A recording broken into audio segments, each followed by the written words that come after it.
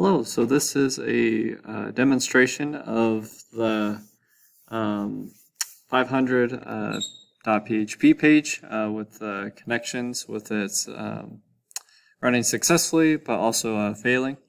So if we were just to run it successfully here, so if I were to open it in a browser, you can see that the template here pops up like normal, throws no errors. But if I were to go over here, and let's just say I were to change my password. Let's just say, have it blank or just like an A or whatever, and run back to template. Then it throws the error because it runs through the connections.php file and it goes to the 500.php file. So if I were to run the normal wave requirements, if we look, there's no errors, everything works just fine.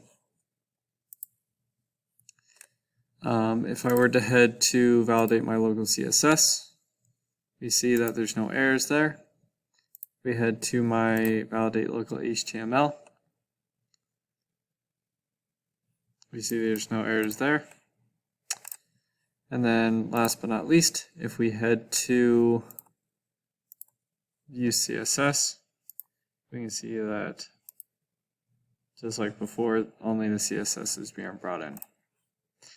But yeah, but besides that, that is my connections PHP video.